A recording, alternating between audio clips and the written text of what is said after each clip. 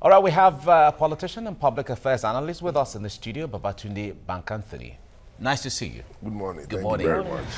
This topic of IPOB has generated lots and lots of buzz on the media, social media, on the streets. Everywhere. Everywhere. In the marketplace and so on. I know you've been following. Now, a lot of people now have started saying, now that the court is prescribing or adding to the, or officially banning IPOB, that they should have done that to Fulani herdsmen. They should have done that to other groups and not just IPOB. Well, thank you very much. And this is ridiculous to start with. You understand me? Because it shows how much some of our leaders have poverty of knowledge. And I've been very, very sincere with all mode of honesty.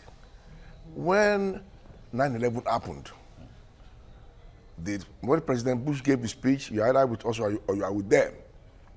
Did they have to go to the parliament? Does he have to go to court? This is common sense. What are we talking about here?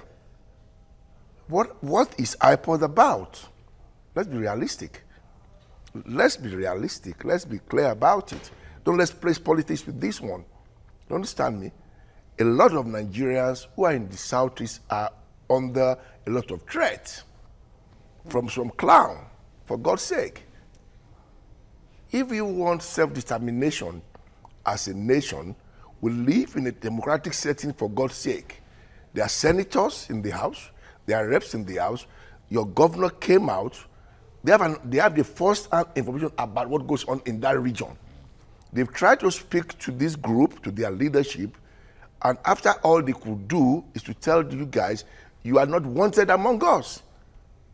Yes, but the leaders that you just alluded to, they're not necessarily the ones who are criticizing the Federal High Court Abuja for this judgment or, a decision on IPOB proscribing the group. It's fellow lawyers, top lawyers, senior advocates of Nigeria who are saying that, look, this is a mockery of justice in their own words. You see, the point is that they are looking for briefs and some people are looking for political relevance, right? And they've forgotten their common sense entirely. Because I don't know who are the SANs talking that. Do you understand me? We know what war is all about. We know there's a process for self-determination. When Chief Ojukwu did it, he was the governor of Eastern Nigeria. And there were dialogues. And they got to a level that, something, I don't think we are going anywhere. We are just have to go. Do you understand me? So when we're talking about someone who has no moral ground to start with, there's a process for this thing. Nobody's telling you, you can't tell me I want to leave TVC even if I have a contract. Let's follow the process. But for someone as the Senate President to first stand up and make such a statement that is so empty, full of hot air. Well, don't you think that was why, we now have the court actually doing the job that it should have done in the first place? That's why I started that. When Bush made the statement, does he have to go to court? July 7 in England, do they have to go to court? This is a moral thing. Oh.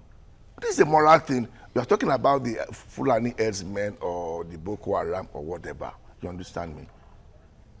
They are bad, right? And you and I know their enemy. The Boko Haram is an enemy to Nigerian state, right? Because somebody that is struggling with you to take part of your land, your territory is your enemy. Do you understand? So, I don't think, you see, people just play politics with words because they are seeking relevance. Well, what is their relevance? What is their relevance? What are they trying to achieve? Will they achieve it in their dreams? Not in that manner. Not in that manner. All right, but apart from the modus operandi or the manner that you refer to, do you think that Nigerians are misunderstanding the agitation by Nnamdi Kanu and his people? Do they have a genuine cause? Well, apart from the manner they're going about it, do they have a genuine cause? I tell you, with all modest, I'm a Lagosian. I grew up in Lagos. one of my best, closest friends, we grew up together, is an Igbo man. Now in Maryland. We are still in touch till this morning. You understand? Kind of agitation has no basis. Let's talk about it. Let's use common sense to talk about it. Let's talk about it with a lot of common sense. If you believe, if you believe you want to lead a group or a cause, there's a process to lead it. You just stand up. How old are you? Behaving like an Hollywood actor? Bending over to work? Is he up to 40 years old yet? Ojukwu was a stand military guy. And he paraded it, he showed it. And he had a cost to it. And the same Ojukwu has said it would be foolhardy for anyone to do it, to seek any kind of secession. Nigeria has been that, on that path. It was very destructive. Now, speaking of the process, is it really the issue of process, or does the Constitution even allow for that?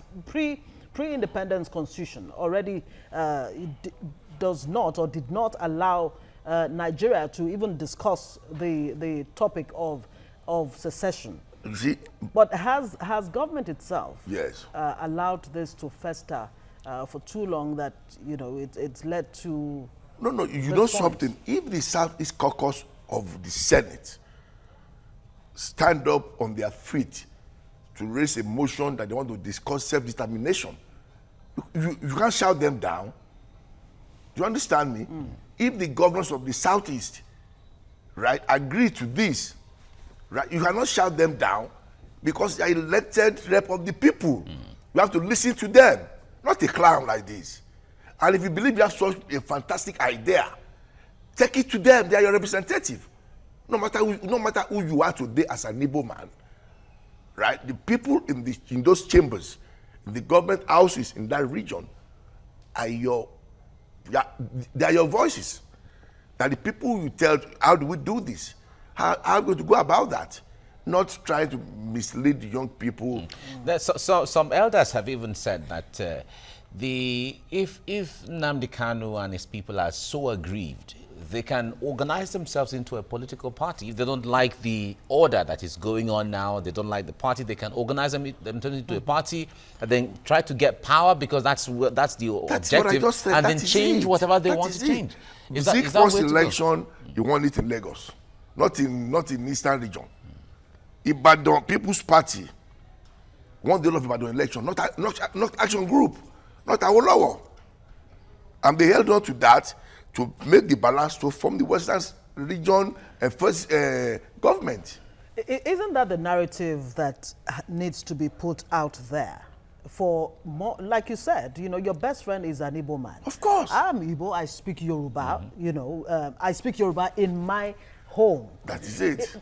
Does it mean that somebody is not doing their job to actually portray Nigeria for what it really is? Is it the political class that's actually betraying the Nigerian dream, if there's any such dream? I will agree with you. I'm telling you, to an extent, I will agree with you. To an extent, I will agree with you that the political class are betraying Nigeria for some very selfish reasons. And the government now, we have the Minister for Information, we have the guy in the NOA. The NOA, you understand? We have so many organized platforms that we can start sending out informations. I'm telling you that, there are things that people should be aware of. If you know the Wabaras, they all speak Yoruba. Even in their home. Even in their home. They all speak Yoruba, even in their home. So the issue of using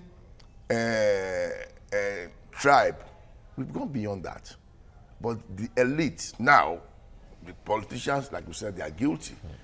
The elite now, we use any kind of device to divide us for selfish reasons, which should not be so. Okay, well, we are short for time, but let me ask you this before we go. The president has said it repeatedly that the unity of Nigeria is not negotiable. Do you believe in that? Although a lot of lawyers and a lot of elders have said no, there's nothing that is non-negotiable. Well, the point is that, you see, when the last time you guys spoke about the issue of restructuring, people are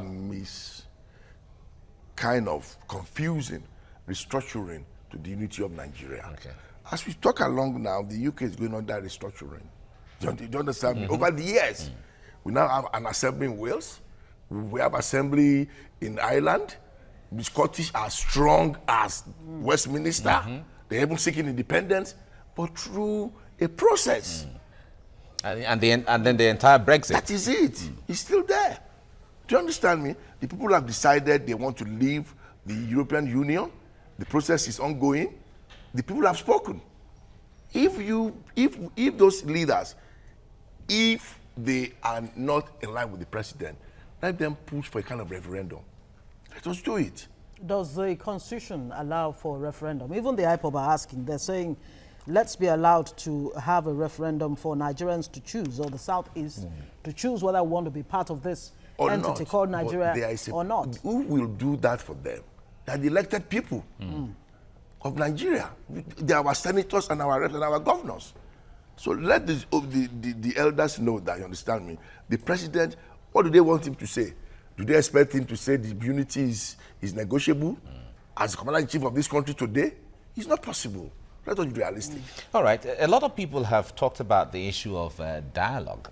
Even as Hydra-headed as Boko Haram is, there's a time the government said, well, we're open to dialogue. We're even ready to give We're even ready to, and all of that. Yeah. How about a case of a dialogue? Would you recommend a case of a dialogue with IPOB and even the agitation from the Southeast? I mean, it's sad that the person that made that statement was a former military head of state, a former elected president, and which was totally double-speaking. We saw his role as an elected president. This is a man of zero tolerance. Even to elected governors, we are talking about somebody confronting you as commander-in-chief to take part of your territory, and you are telling the president to dialogue with that person. Not even the president. You can dialogue with anybody. You are no more our president. You don't represent us anymore. You have the right to. I can.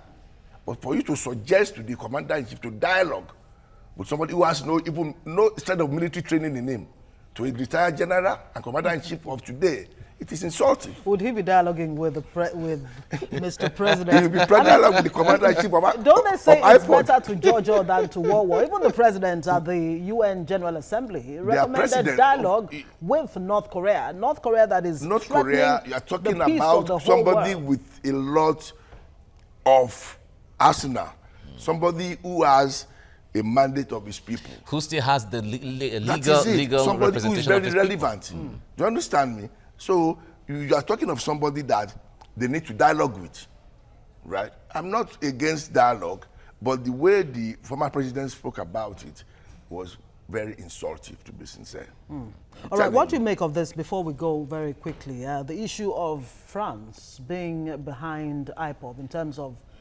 funding. How should Nigeria handle this so that it doesn't become a diplomatic all these France as in what?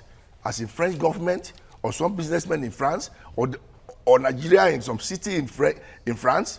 So we have to be careful with words here.